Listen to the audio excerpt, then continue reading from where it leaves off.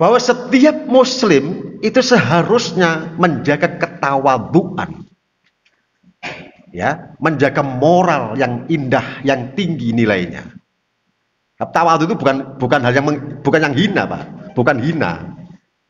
Tapi tawadhu itu kerendahan hati yang menjadikan orang mulia hidupnya, sakinah dalam keseharian. Nah, sekarang Pak, ini dititeni ya. Kita datang di pentas dunia itu adalah mengemban misi Allah Subhanahu wa taala.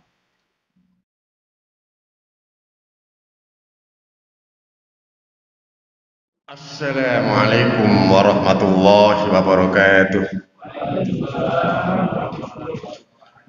Alhamdulillah alladzi 'allama bil qalam 'allamal insana ma lam ya'lam. Asyhadu an la ilaha illallah wahdahu la syarikalah wa asyhadu anna Muhammadan 'abduhu wa rasuluhu la nabiyya ba'da. Raditu billahi rabba wa bil islami dina wa bi Muhammadin nabiyya wa rasula. Allahumma inni as'aluka rizqan thayyiban wa ilman nafi'a wa amalan mutaqabbala. Bapak, Ibu para jamaah pengajian Ahad pagi Masjid Al-Ilham yang dirahmati Allah. Mari kita bersama-sama tidak henti-hentinya untuk senantiasa berucap-ucap syukur kehadirat Allah Subhanahu wa taala, karena pagi hari ini kita masih diberi kesempatan oleh Allah untuk bertemu muka, bermuajah di masjid yang insya Allah penuh dengan barokah dari Allah Subhanahu wa taala. Mudah-mudahan pertemuan kita pada pagi hari ini mendatangkan keberkahan untuk kita semua. Mudah-mudahan apa yang kita kaji pada pagi hari ini mendatangkan hidayah untuk kita semua. Sholawat dan salam mudah-mudahan tetap terlimpah pada junjungan Nabi besar Muhammad SAW yang telah membimbing umat manusia dari zaman gelap menuju zaman yang terang. Dan mudah-mudahan selama kita hidup di dunia ini Allah Subhanahu wa taala senantiasa mengarahkan jalan hidup kita ke arah yang benar. Bapak Ibu sekalian, di dalam Musnad Ahmad, dalam kitab Musnad Ahmad, hadis nomor 2228. Ini maaf, ini bisa ditampilkan, Pak? Bisa. Ya, ditampilkan aja ya.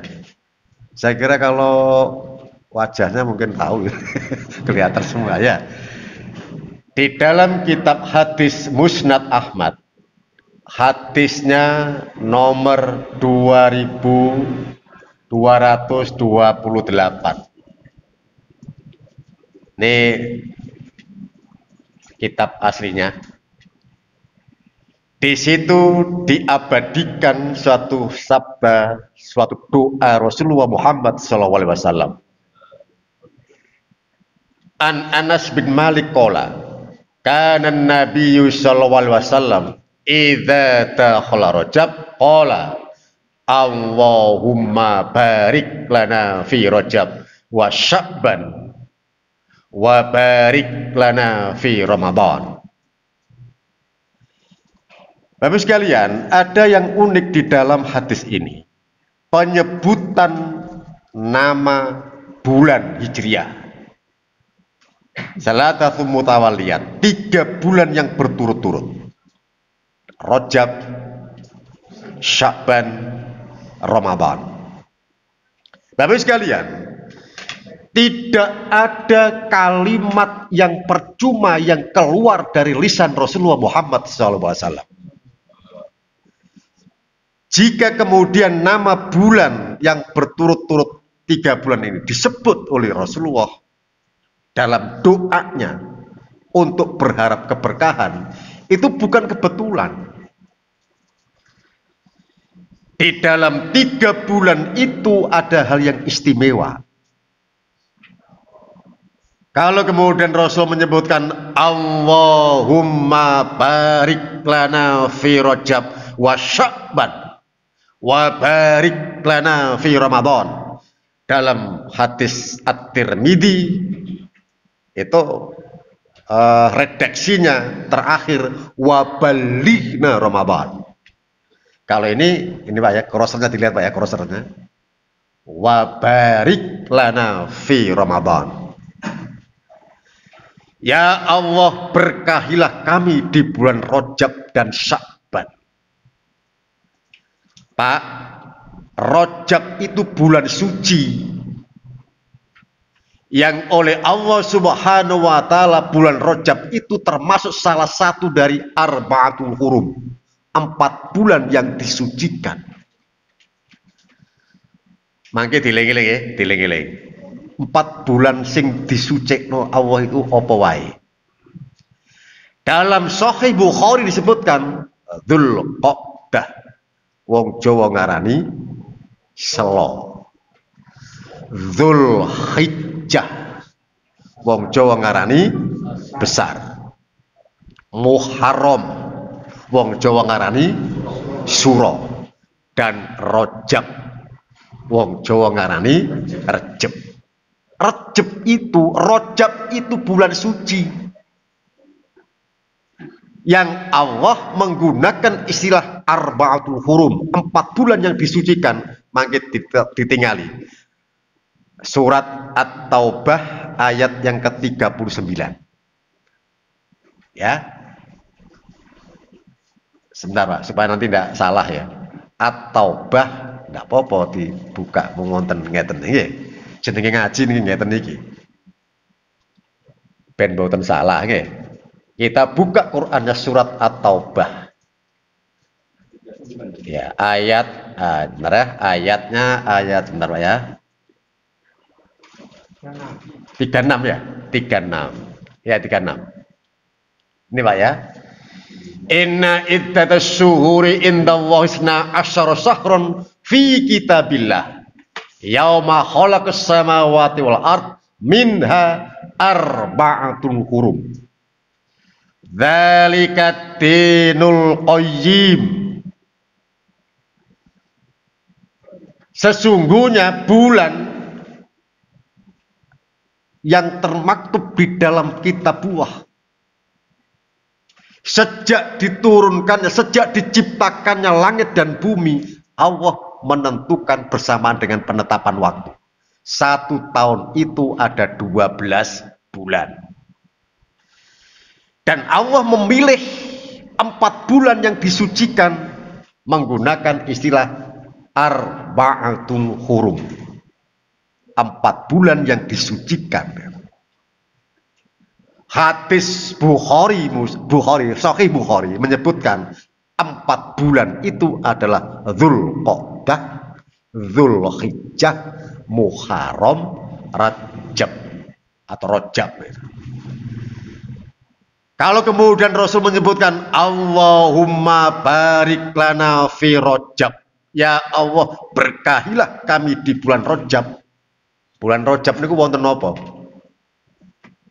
Wonten perintah sholat yang 5 waktu. Peristiwa Isra Mi'raj. Bapak sekalian,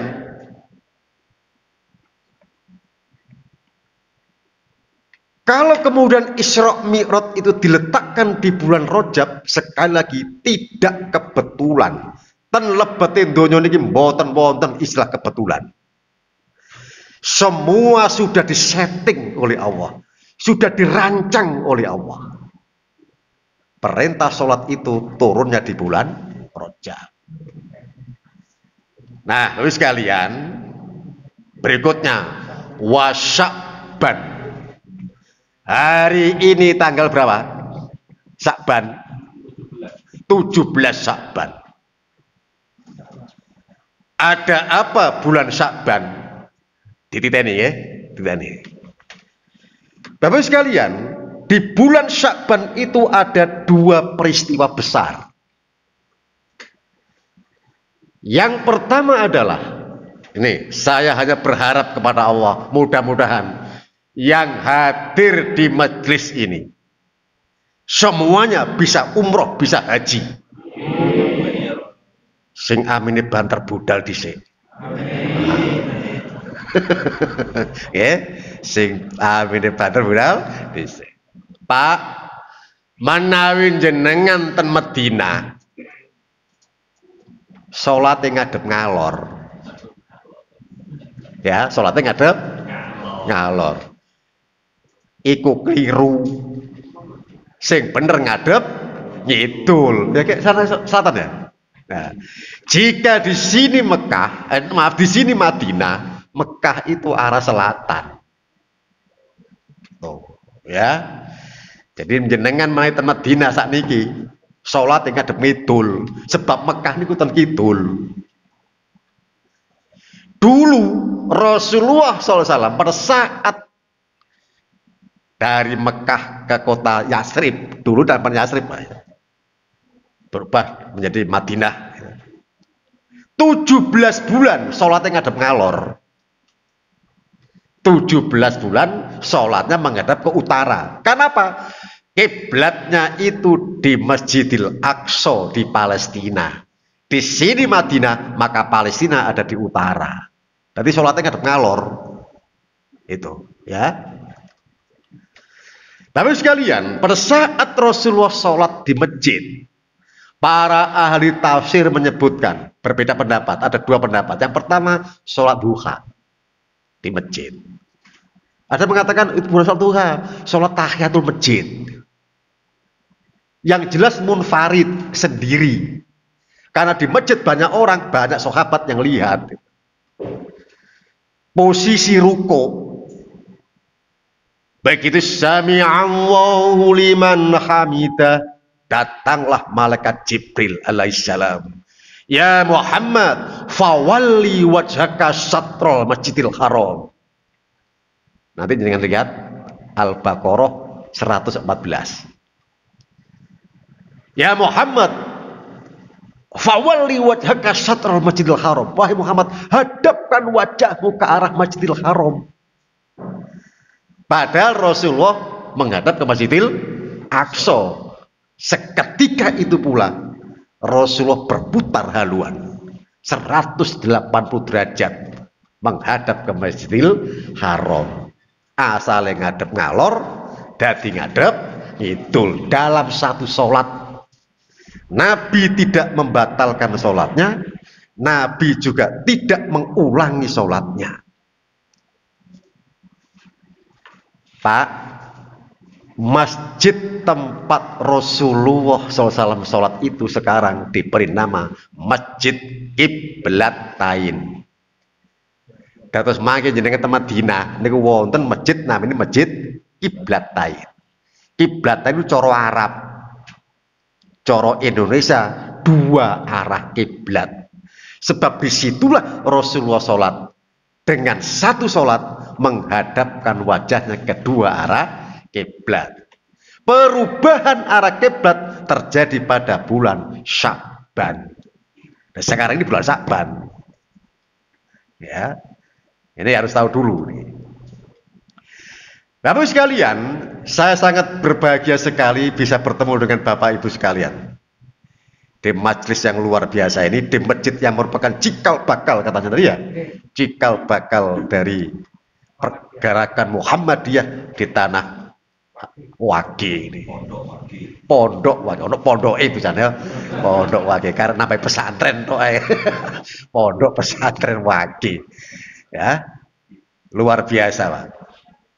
Nah, kalau di dalam Rajab perintah sholat, bulan Sya'ban bulan diperintahkan mengalihkan arah kiblat dari Masjidil Haram, dari Masjidil Aqsa ke Masjidil Haram.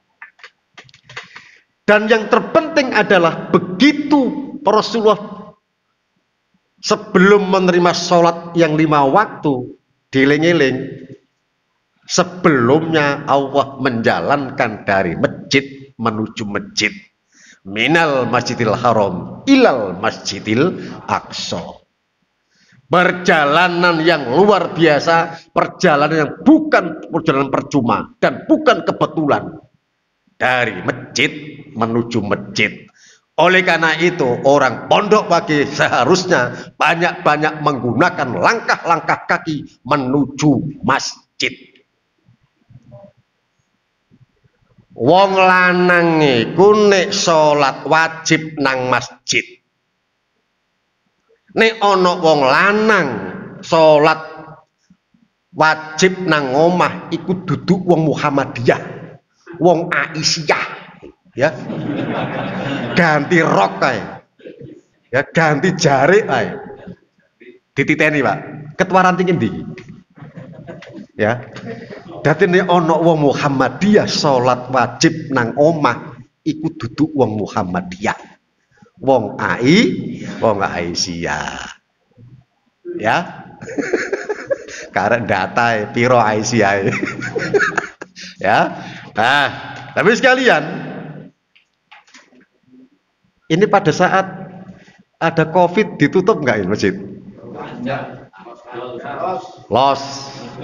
Terus jika ada masjid ditutup maka inna lillahi wa inna ilaihi rajiun. Pak, al masjidu itu artinya tempat sujud.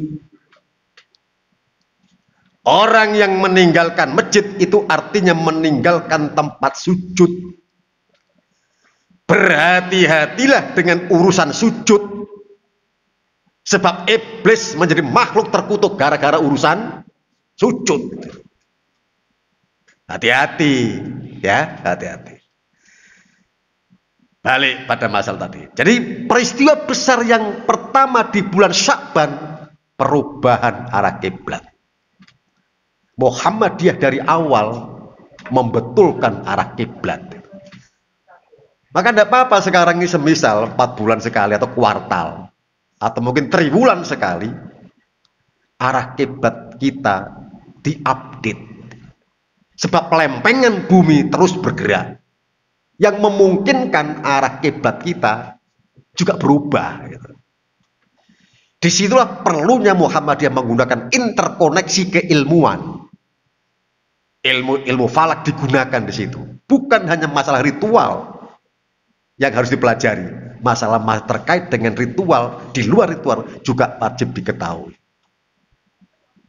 Perubahan arah kiblat. Perubahan arah hidup kita juga harus diupdate.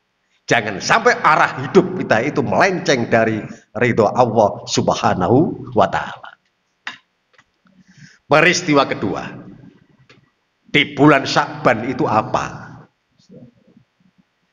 Bapak sekalian, peristiwa besar yang kedua di bulan Sya'ban adalah turunnya ayat innallaha wa malaikatahu yusholluna 'alan nabi ya ayyuhalladzina amanu shollu 'alaihi wa sallimu taslima. Perintah bersolawat atas nabi itu turun di bulan Sya'ban. Nah ini penting diketahui. Oleh karena itu warga Muhammadiyah harus memahami apa sholawat atas nabi. Karena ini perintah dari Allah Subhanahu wa ta'ala, maka hukum asal adalah wajib. Ya. Hukum asal loh Pak, jangan disalahpahami loh ya.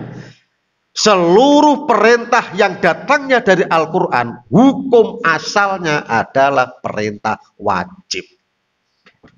Menjadi sunnah apabila ada keterangan dari Rasulullah SAW.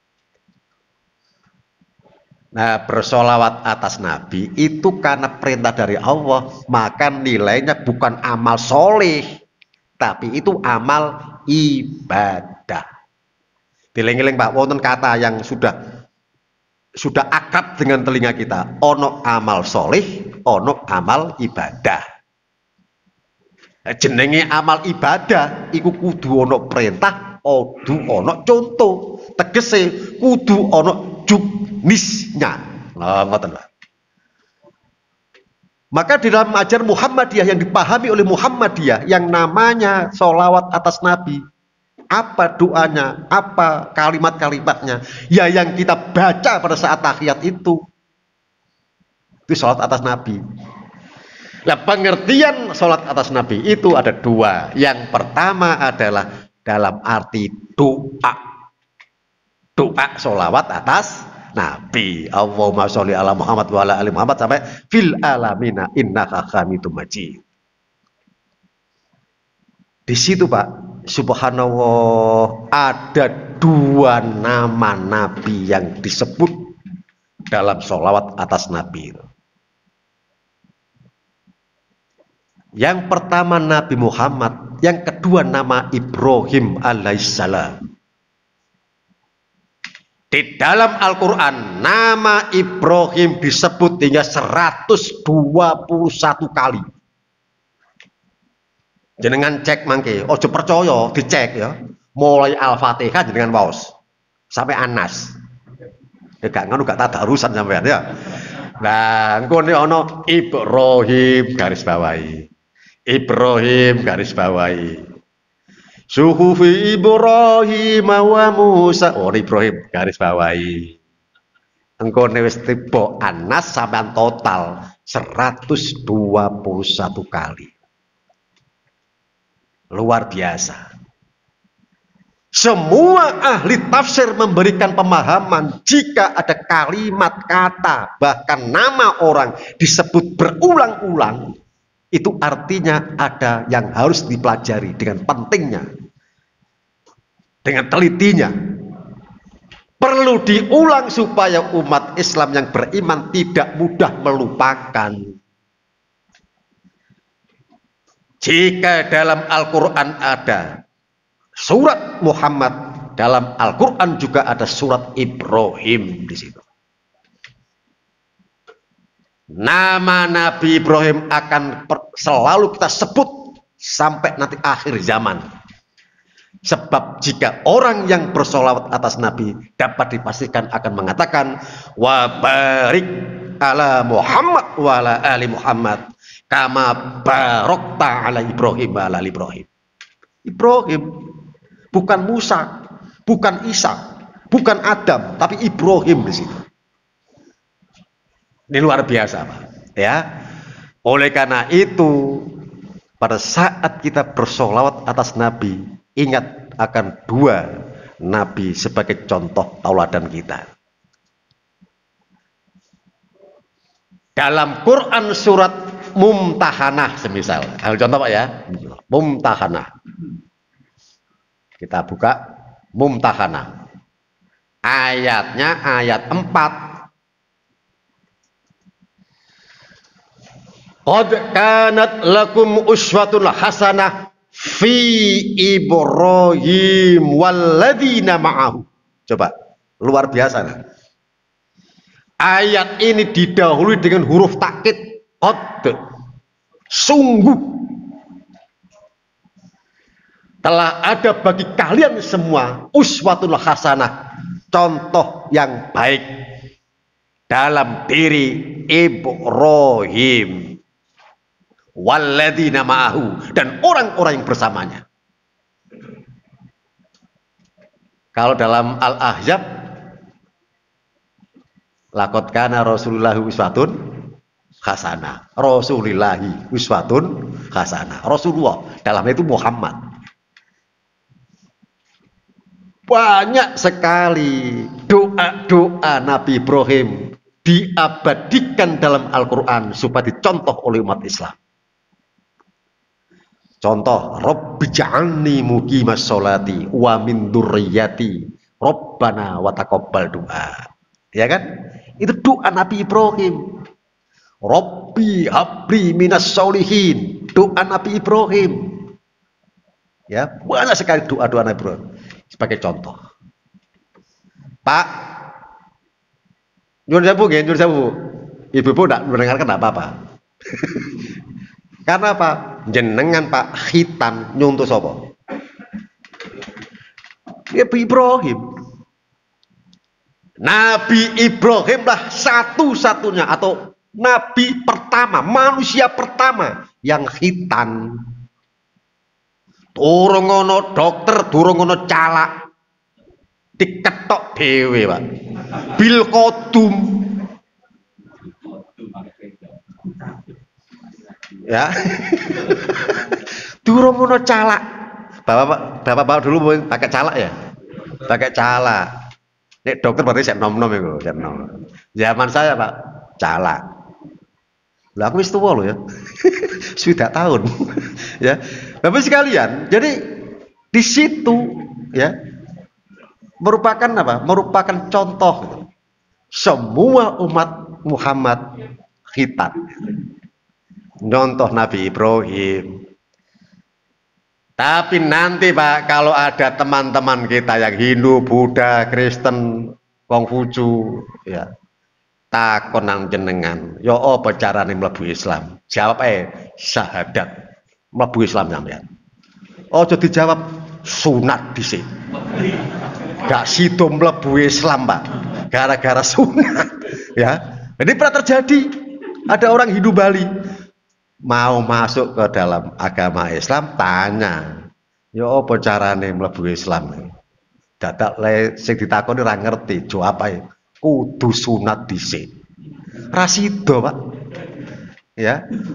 Cukup syahadat. Ya. Nah, nanti masalah khitan masalah itu belakangan, ya. Sing penting syahadat dhisik. Nah, Bapak sekalian, ini perlu kita pahami di dalam bulan yang mulia ini, bulan Sya'ban ini. Bulan yang diturunkannya ayat bersolawat atas Nabi. Solawat atas Nabi, sekali lagi, di situ memohon keberkahan. Wa barik ala Muhammad wa ala ali Muhammad kama barokta ala Ibrahim wa ala Ibrahim. Makanya kita sambung dengan hadis yang tadi, Pak. Ya, hadis tadi itu. Pak nyun sewu nggih. Oh, enggak ditampilkan. Hadis yang kita baca tadi itu hadisnya dhaif. Ya, hadisnya dhaif. Dalam sanad. Dhaif dalam sanad. Tetapi matan hadis ini sahih di dalam matan, sahih dalam matan. Karena bersesuaian dengan metode pendekatan sejarah. Gitu, ya. Tapi sekalian, coba ya. Ini karena saya tampilkan, Pak. Kedhaifannya di mana? Ini saya klik ini. Nah, mungkin dan nampak ini. Ada sanad yang bernama Ziyad bin Abdillah. Ini karena tidak masuk ya. Ada skema hadis, nah. Ada skema sanad itu. Ada orang namanya Ziyad bin Abdillah. Nah, Ziyad bin Abdillah ini dulu pada saat membawa informasi dari Nabi, orangnya hafalannya lemah.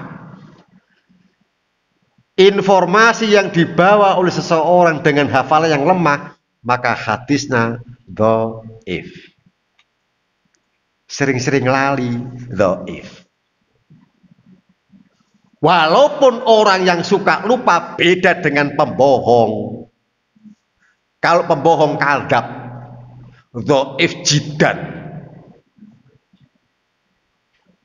Ojo-ojo pemimpin sampean iki dhaif jiddan. Ya, dhaifnya dhaif jiddan, bukan pelupa, tapi memang pembohong. Nah, ya jadi ini ilmu hadis begitu.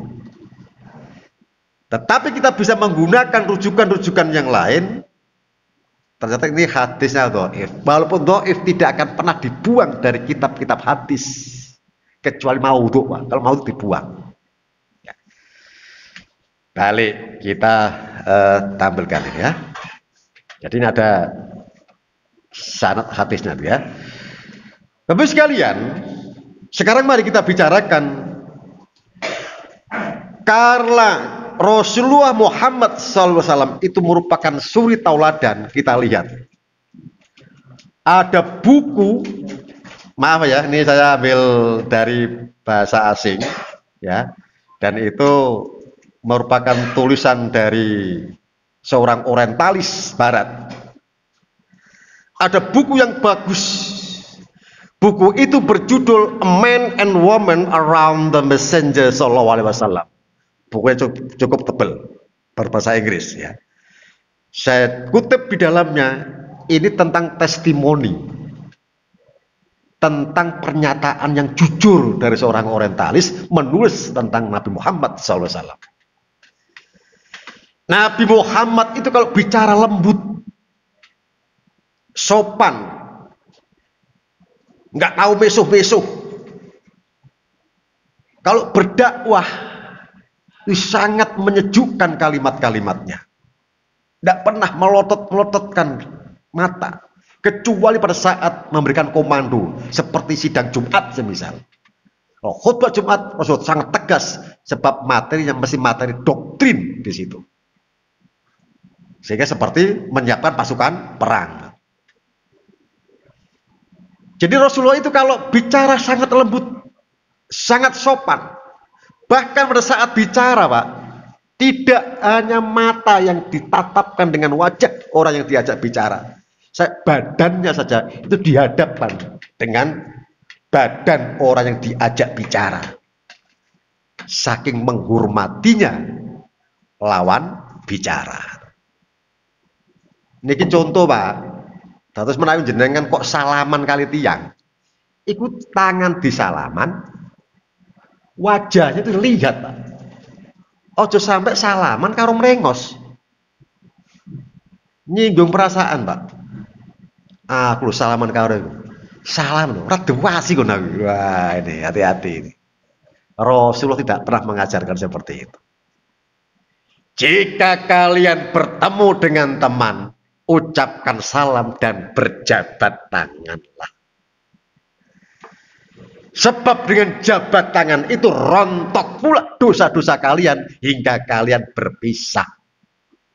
Barang ono COVID-19, ora ono sing wani jabat tangan. Jabat tangan itu ngene, Pak, diganti ngene. Loh, tidak bersahabat lagi loh.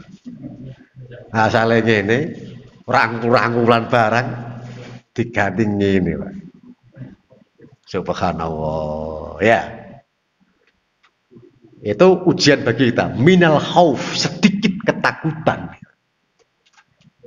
Tidak cukup di situ, Rasulullah pun mengatakan, jika nanti ada orang yang datang ke rumahmu sebagai tamu, yakinlah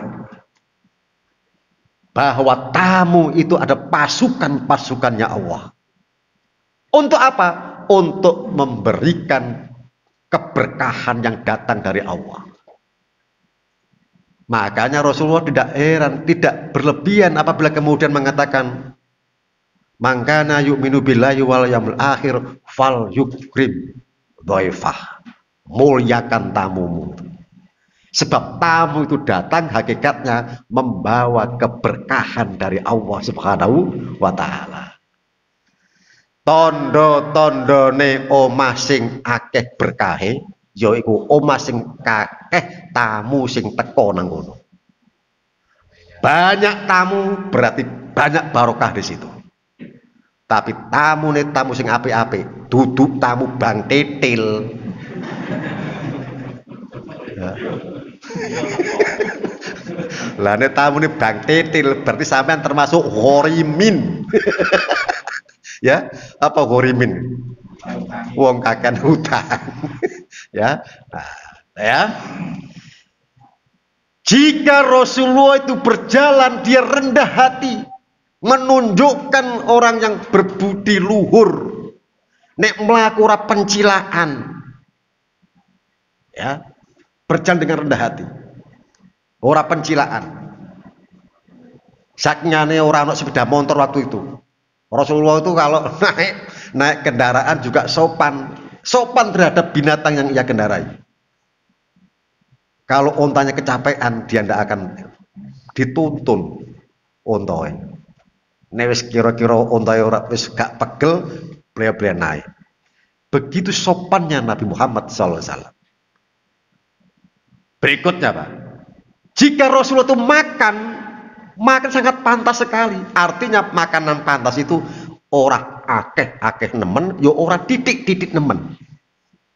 Sedengan. Kalau toh dia makan, dia berhenti sebelum kenyang. Saya kira akal, Pak, uang sing mangan imbu wakil. Wis munjung nang piring. Isek imbu meneh. Bo. Ki wong mari metu teko hukuman iki. Nah, ya. Juga Rasulullah tidak pernah makan dengan sangat sedikit, enggak. Jadi biasa-biasa aja. Bahkan di dalam kitab Ihya Ulumuddin, walaupun kitab Ihya itu banyak para ahli-ahli hadis menyebutkan dalam kitab Ihya itu banyak hadis yang dhaif. Tapi di situ dicantumkan dalam kitab Ihya itu. Orang yang kemudian disuguhi, dari tamu disuguhi, ya, tidak boleh Pak, tidak ambil makanan karena sungkan, tidak boleh. Orang bekerja siang malam mencari rezeki, sekarang rezeki di depan mata, orang dicupuk gara-gara sungkan, tidak boleh. Tetap dimakan, diambil dimakan. Ya. Kalau toh nanti kita makan kemudian bersama-sama mungkin dengan duren, ya biasanya kan ada untuk makan makanan awal itu ono makan kecil Pak, diwadahi piring. Ono jeruk, ono duku, ono rambutan, ono anggur hijau, ono anggur merah. Pas ngarep sampeyan cuwet. Anggur Jawa. Rasulullah berpesan, makanlah yang ada di depanmu. Pas juwet, nasib sip, no kono anggur, no kono jeruk, pas nanggono pas juwet. Nah, terus apa sampean? Nah, gawe akal dijolno, Pak, dijolno. Jadi digawa dhisik, ditukar. Data konyone, ojo ngono. Jawab ae, iki lho dudu tekmu, tek tuan rumah. Ya. Boleh rame perkara panganan, ya. Nah. Kalau Rasulullah itu berpakaian, pakaiannya itu pakaian yang benar. Artinya tidak pakaian-pakaian yang glamor. Tidak glamor juga tidak terlalu jelek. Pakaian yang beliau pakai sama dengan yang dipakai oleh para sahabat. Ini luar biasa Rasulullah. Ini etika yang membentuk karakter seorang nabi. Jika beliau berinteraksi yang sopan. Itulah karakter Nabi Muhammad. Di balik kesederhanaan itu ada jiwa yang pemberani, jiwa yang satria. Ini Pak ditulis dalam buku yang berjudul A Man and Woman Around the Messenger Sallallahu Alaihi Wasallam. Orang laki-laki dan perempuan yang hidup di sekitar Rasulullah Muhammad Sallallahu Alaihi Wasallam. Yang menulis Pak orang orientalis, orang Barat ahli ketimuran. Orient itu dari bahasa Prancis, Leorang, artinya timur. Orientalis itu artinya orang Barat ahli ketimuran, menulis tentang Nabi Muhammad SAW. Ya, bagi kita Bapak sekalian, ada yang perlu cermati, ada yang kita perlu cermati dalam akhlak Rasulullah. Ketawadhuan itu membawa kebahagiaan, dan kesombongan itu membawa kehancuran. Membawa malapetaka bagi diri dan orang di lingkungannya. Ini mesti dipahami ini, ya. Ketawadhuan, kerendah hatian, kesopanan yang tinggi, akhlak yang mulia nantinya akan membawa kebahagiaan dan ketenangan hidup manusia. Ketenangan itu dalam bahasa agama namanya sakinah. Ya, sakinah. Jangan berharap kita hidup dengan sakinah jika moral kita moral yang tidak baik. Orang sombong tidak akan pernah mempunyai sakinah dalam kehidupan. Nah, lalu sekalian, ini perlu kita ketahui. Semua umat Islam harus paham dan harus cerdas bahwa apa yang kita lakukan ini orientasinya harus orientasi akhirat. Dititeni Pak. Semua perbuatan manusia, ucapan manusia harus berorientasi akhirat. Wes aku takon, iki mau ono bab mangan. Aku takon, opo sampean kok mangan? Jawabnya apa, Pak? Opo kok mangan? Luwe. Jawaban itu benar. Tapi tidak mencerminkan orientasi akhirat itu. Mengapa kamu makan? Ya supaya tidak lapar. Itu jawaban benar. Sebab ora ono wong mangan tambah luwe ora ono. Bener.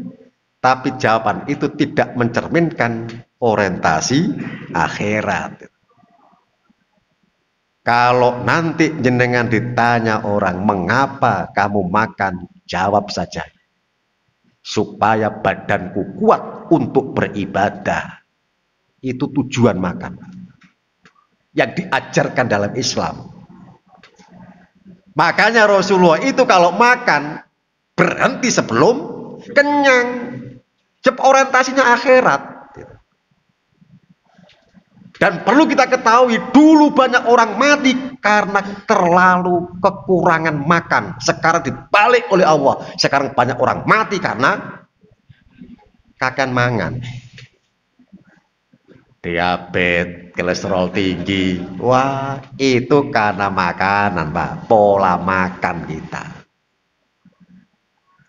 Biyen akeh wong mati kaliren, saiki akeh wong mati kuwaregen. Ya. Lon lagi. Sama nang pasar. Akeh wong awake ora body blas. Ora body blas sebab kakean mangan, ya, kakean mangan. Oleh karena itu sekalian, coba sampean niku ora juga sampean, Pak. Ora juga sampean ya. Ora nyinggung, ya. Coba, tapi sekalian, kalau kemudian Rasulullah SAW dari perintah Allah Subhanahu wa taala, ya ayyuhalladzina amanu kutiba alaikumusiyam, itu supaya mengembalikan kehidupan manusia dalam tataran yang normal. Ndak apa-apa, Pak, Bu. Mangke nggih, mangke bubar niki mangke. Jenengan general check up. Kolesterol, darah tinggi, ya, diabetes, ya, terus apa lagi? Jantung, ginjal. Ndak apa-apa, paru-paru. General check up. Ya. Sudah, hasilnya jangan simpan. Nanti, Pak, habis Ramadan general check up lagi, Pak. Jenengan bandingkan sebelum puasa dan setelah puasa. Bagaimana kesehatan jenengan? Normal, Pak. Insya Allah normal. Dengan catatan nek buko bener. Lah nek gak bukoe gak bener ya wis padha wae, Pak. Balas dendam itu. Aman gorengan larang. Nah. Ya.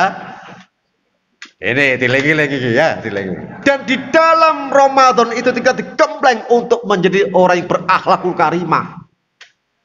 Omongan dijaga, pendengaran dijaga, penglihatan dijaga.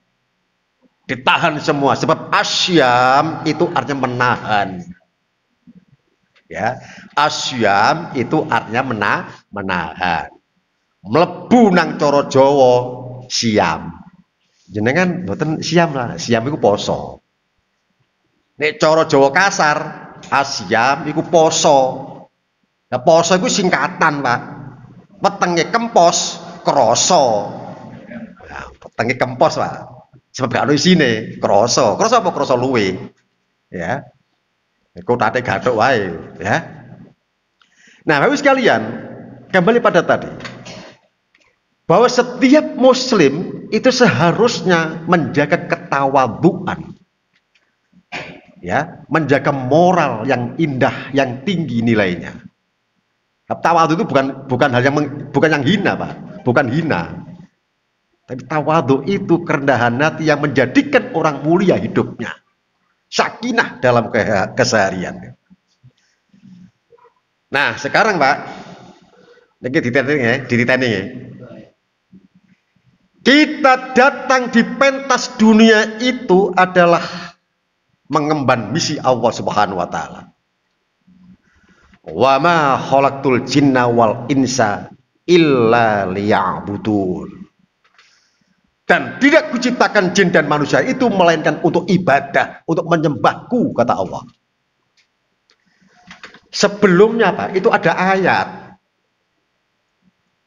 yang tertulis di dalam Quran surat Al-Baqarah ayat 29. Walladzi khalaqalakum ma fil ardi jami'ah.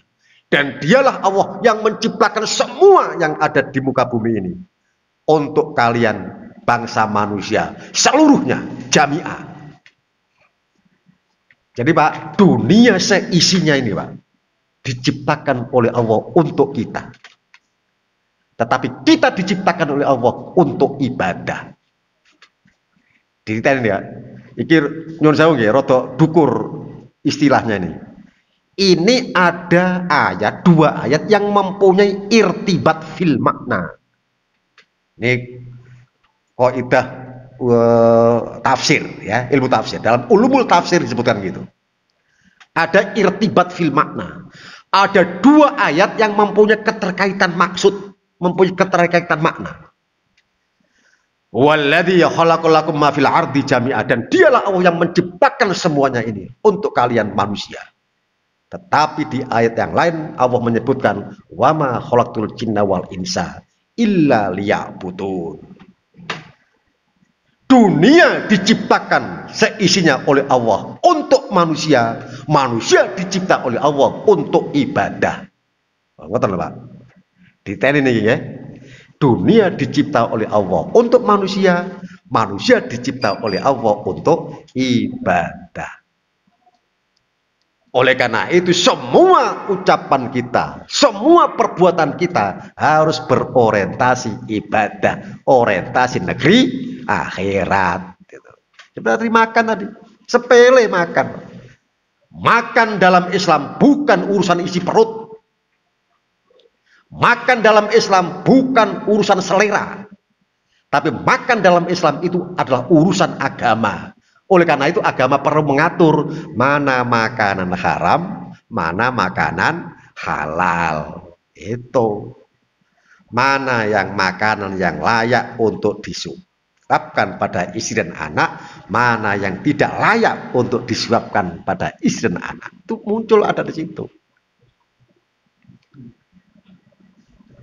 Nah, makanan haram itu nantinya,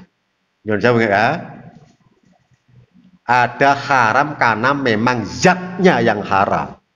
Babi selamanya haram, Pak. Al-khinzir, babi. Ngeten iki wonten tiyang tanget, Pak. Ustaz, babi sing haram niku babi ternak atau babi sing nang hutan celeng-celeng ini. Ya apa? Wong saiki ngono, Pak. Golek jawaban sing kira-kira asale haram, jawabannya halal. Pak, dalam teks Al-Qur'an disebut al-khinzir, berarti bentuk umum. Semua jenis babi haram. Baik yang diternak yang warnanya putih itu, ya, ataupun celeng-celeng nang hutan-hutan ini, ya, nah itu babi juga haram. Nah, babi haram disebabkan zatnya, tapi juga ada haram bentuk lain. Apa haram bentuk lain? Cara memperoleh. Ayam panggang itu halal. Nah, ini ayam panggang colongan. Lah kan, jadi itu jadinya. Makanya nanti pada saat makan kita harus ingat bahwa makan itu urusan agama, orientasi negeri akhirat. Kalau itu semua kita jalani dan kita alami, Pak, kita sadari, insya Allah ketawadhuan dalam segala hal akan muncul pada diri kita. Pak nyuwun sewu nggih, menawi jenengan ten peken, Bu. Niku tasik kathah tiyang ingkang nglakoni barang-barang sing ora bener. Ya. Padahal semua perbuatan dan ucapan itu nanti dimintai pertanggungjawaban. Contoh Pak, gampang-gampangan mawon. Sama nang pasar. Wis ana buka lapak ngono, noto barang-barang sing didol. Jenengan tumbas. Salah satu barang yang kita butuhkan. Barang duit sampean kekno iku gak mlebu sak, Pak. Dikipat-kipatno dhisik, plaris.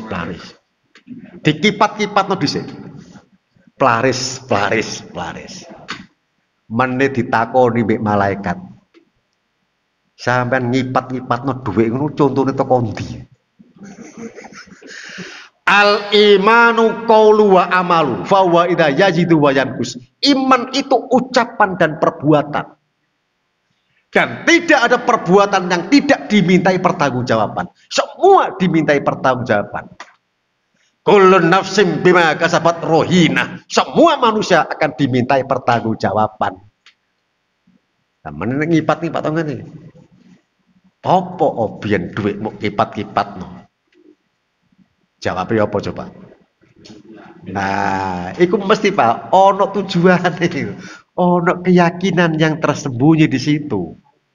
Ya, makanya ini harus dihindari Pak ya. Perbuatan yang kita tidak ngerti maksudnya, perbuatan yang tidak ada manfaatnya, kita hindari. Berbuatlah apa yang kita tahu.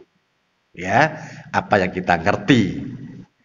Supaya nanti kita tidak terjebak pada hal-hal yang sia-sia.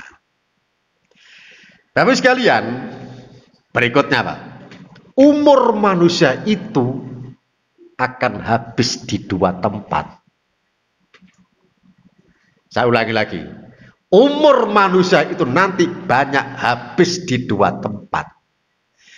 Jika di dua tempat ini kemudian umur manusia tidak digunakan untuk aktivitas bernilai ibadah, maka rugilah anak manusia itu.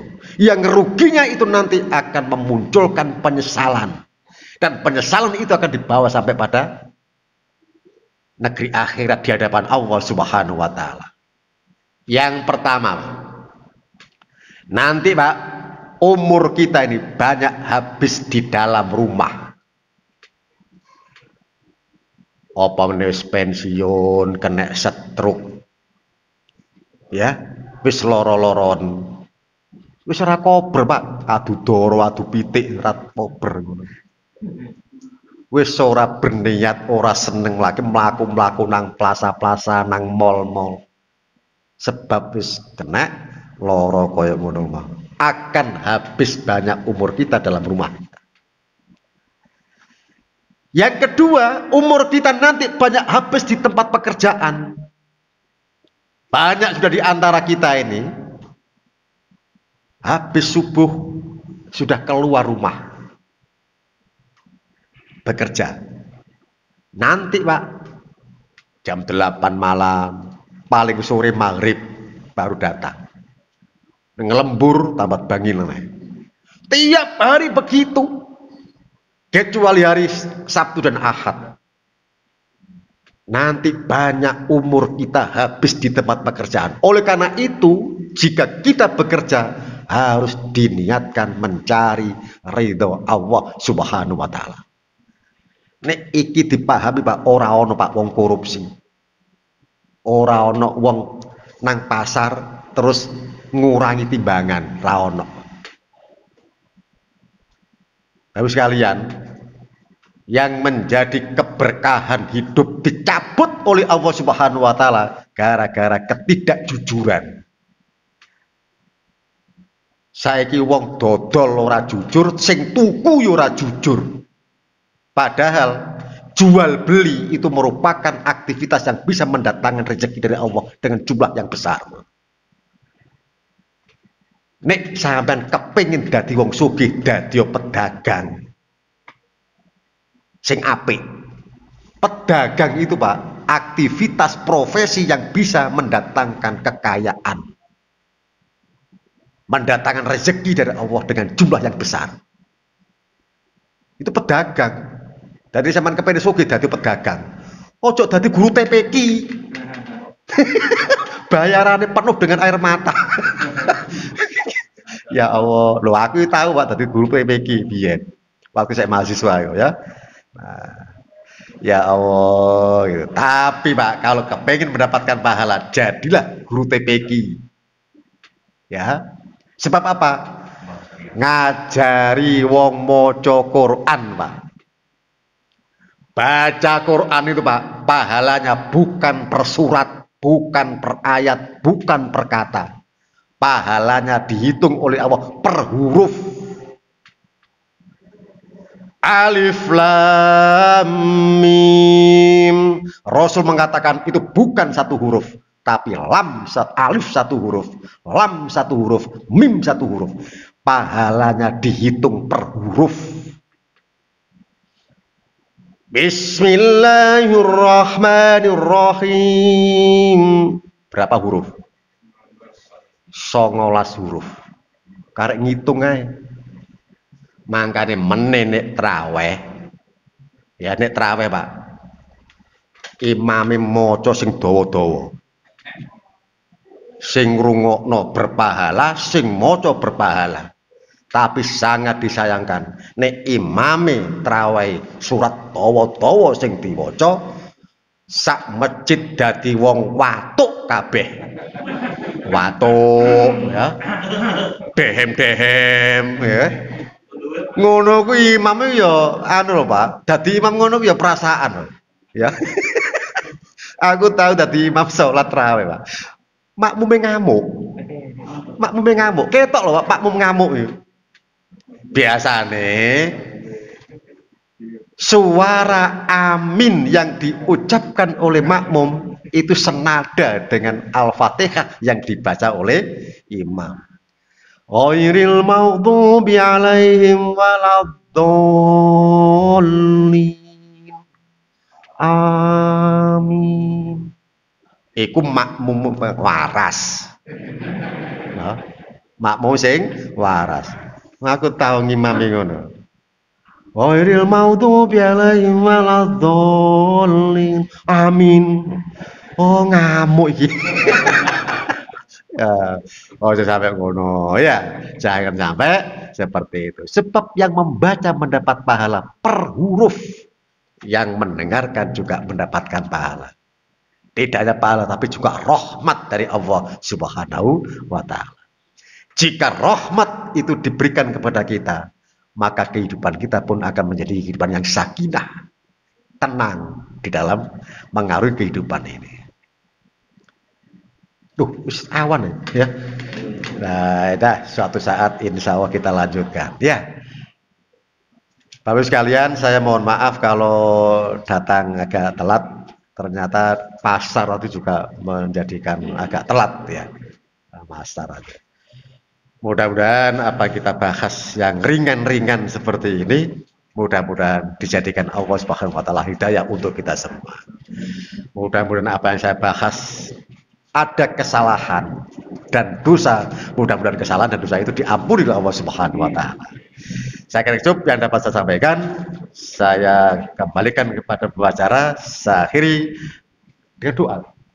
Diakhiri dengan doa atau tanya jawab? Oh iya ya, saya kan belum pernah tahu cara ini. Ya, monggo kalau ada yang perlu diskusikan, monggo. Iya, ada yang ditanyakan Ustaz dari makalah itu. Tawadhu yang dipuji itu penjelasannya seperti apa? Oh iya ya.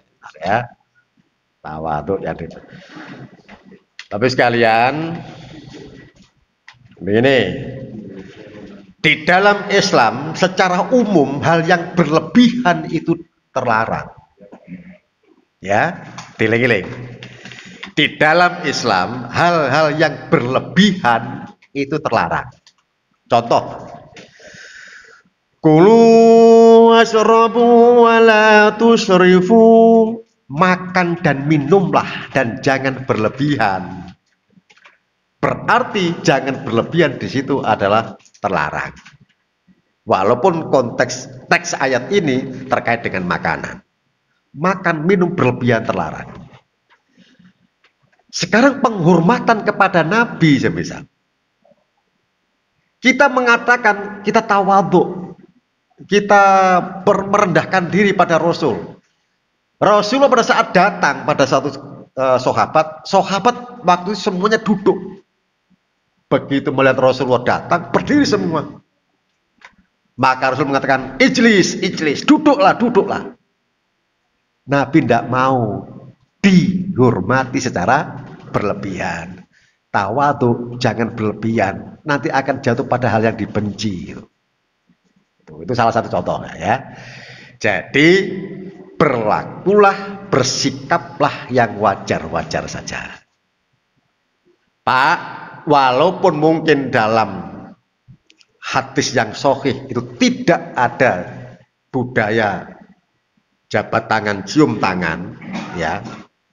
Tidak apa-apa lah kalau kita hanya sekedar cium tangan. Tapi harus berlebihan. Ya, jangan berlebihan. Segala hal yang berlebihan itu terlarang. Jabat tangan tuh, ini mati, bolak-balik ini. Bolak-balik. Ya. Segala hal yang berlebihan mendatangkan hal yang tidak baik. Ya. Gitu ya, itu yang tawadhu yang dibenci, ada tawadhu yang berlebihan. Penghormatan yang berlebihan. Bahkan Rasulullah SAW, jika ada orang sombong kepadamu, kira-kira apa? Nek sombong, Pak, sombongi dewe, supaya dia tidak berlebihan dalam kesombongannya, gitu. Jadi kesombongan kita bukan untuk tadi podo edane, kalau sombong kini sombongan edan berarti. Podo edane bukan begitu. Supaya dia berhenti terhadap kesombongan yang dia lakukan pada kita. Menghentikan kesombongan. Berlebihan gitu ya. Pokoknya hal-hal yang berlebihan itu hal yang tidak baik. Mungkin yang lain, ya monggo. Sebelum Nabi Muhammad SAW menerima perintah sholat, Ya. itu ibadahnya bagaimana, Ustaz? Nah, ini pertanyaan bagus ini. Ya. Saya jawab dengan membuka Al-Qur'annya ya supaya tidak ada. Nih. Nah. Wa minal laili fatahajjat bihi nafilatal lak. Itu ayat ini turun di kota Mekah. Sebelum Rasulullah Isra Mi'raj. Ya. Jadi Rasul dulu sebelum menerima sholat yang 5 waktu, dia sholat malam. Termasuk Al-Muzammil, Al-Mudassir itu menunjukkan sholat malam, Pak. Padahal Al-Muzammil, Al-Mudassir itu ayat-ayat pertama turun di kota Makkah sebelum Isra Mi'raj. Jadi Nabi juga sholat, cuma sholat malam, belum ada sholat duhur, asar, maghrib belum ada. Jadi Nabi juga tetap sholat, menegakkan sholat malam. Ya, jadi coba Pak, ini untuk sebagai pemahaman Pak ya, walaupun mungkin di antara jenengan tidak sependapat, tidak apa-apa. Tapi argumentasi itu perlu Pak ya, perlu tahu argumentasi. Wa minal laili fatahajjat bihi nafilatal lak. Dan di sebagian malam itu hendaklah kau sholat tahajud. Pak, sama ini saya tidak tahu ya, di Ilham ini kalau malam ada nggak adzan awal? Adzan awal? Tidak ada. Pak, adzan awal itu masruk. Adzan awal itu disyariatkan. Itu sunnah Pak, ada tuntunan. Ya. Adzan awal. Allahu Akbar, Allahu Akbar. Pak, iku adzan kanggo gugah wong turu supaya sholat tahajud.